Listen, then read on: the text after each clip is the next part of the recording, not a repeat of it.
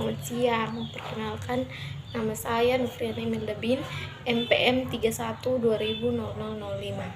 Saya dari Prodi Pendidikan Bahasa dan Sastra Indonesia.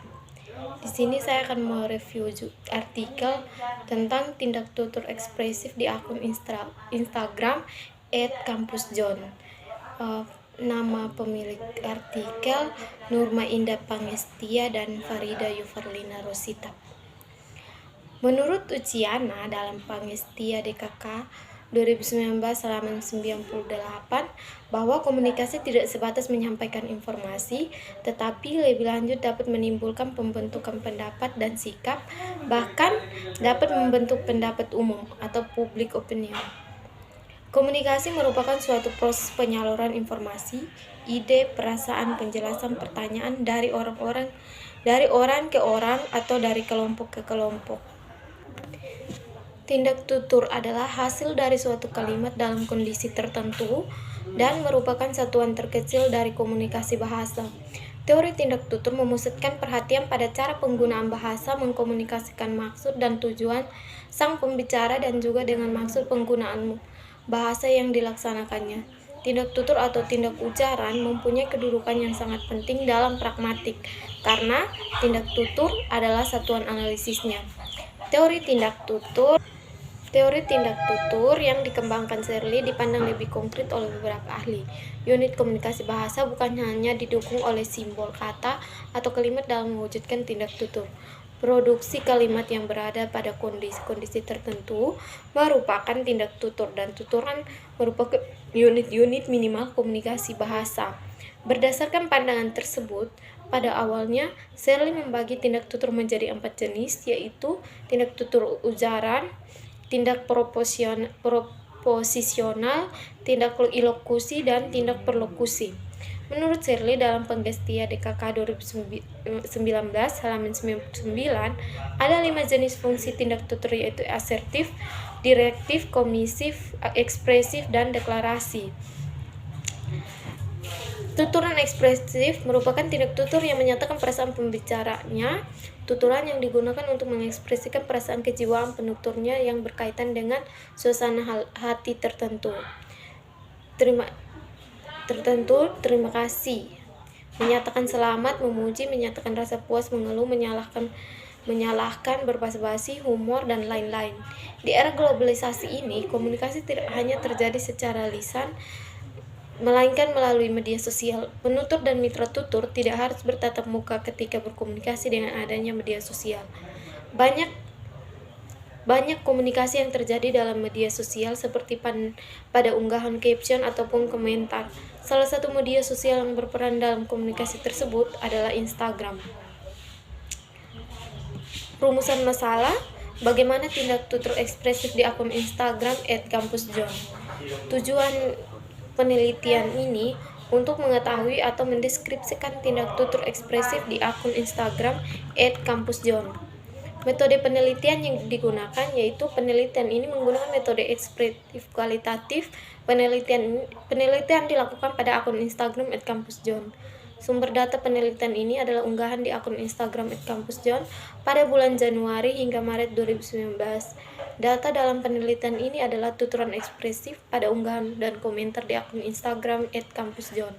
Teknik pengumpulan data dilakukan dengan metode dokumentasi. Metode dokumentasi dijabarkan menjadi pengumpulan data, reduksi data, penampilan data, dan verifikasi data.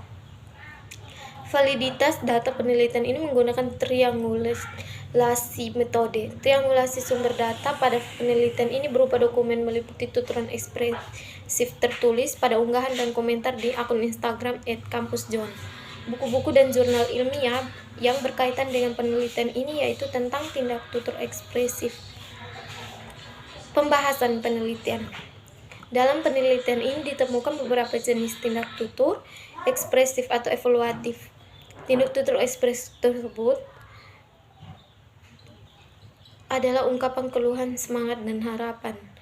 Contoh keluhan, aduh ya Allah, besok sudah deadline aja, kenapa sih waktu yang dikasih dikit banget, kesel banget, gak pengertian banget. Unggahan pada tanggal 11 Januari 2019. Data tersebut merupakan tuturan ekspresif berupa keluhan mahasiswa tentang waktu deadline tugas. Menurutnya, waktu yang diberikan oleh dosen kurang lama untuk mengerjakan tugas. Semangat! Belajarlah yang rajin, gunain waktumu sebaik mungkin, kurangi main-main, kurangi nongkrong gak jelas, jauhi juga orang-orang penggosip, dan yang penting dekati orang-orang yang membuatmu produktif dan mampu membuatmu meraih impianmu. Ingat, nganggur itu gak enak. Contoh yang terakhir, semangat. Belajarlah yang rajin, maksudnya ini bukan contoh yang terakhir. Belajarlah yang rajin, gunain waktumu sebaik mungkin, kurangi main-main, kurangi nongkrong gak jelas, jauhi juga orang-orang penggosip, dan yang penting dekati orang-orang yang membantumu produktif dan mampu membuatmu meraih impianmu. Ingat, nganggur itu gak enak. Unggahan pada 11 Januari 2019. Data tersebut merupakan tuturan ekspresif berupa semangat supaya mahasiswa belajar dengan rajin, mengurangi hal-hal yang negatif, dan mulai melakukan hal-hal yang positif agar tidak menyesal di kemudian hari, dengan mengingatkan bahwa pengangguran itu tidak enak. Yang terakhir, contoh harapan. Semoga IPK semester ini naik. Unggahan ini diposting pada tanggal 9 Januari 2019. Data di atas merupakan tuturan ekspresif berupa harapan agar IPK semester ini bisa naik. Nah, dari semua data yang telah saya review, kesimpulan yang saya ambil, tuturan ekspresif yang terdapat pada penelitian ini adalah ungkapan keluhan, semangat, harapan, kesedihan, syukur, kejenuhan atau bosan, kagum, kesetujuan dari beberapa tuturan ekspresif tersebut. Tuturan yang paling dominan digunakan oleh penutur dalam akun Instagram @kampusjon, yaitu tuturan ekspresif yang mengungkapkan semangat yaitu dengan jumlah 9 data dari bulan Januari hingga Maret. Hal itu menandakan bahwa setiap unggahan di akun Instagram @kampusjon memiliki tuturan ekspresif yang berbeda-beda dengan maksud dan tujuan tertentu. Yang terakhir, daftar pustaka.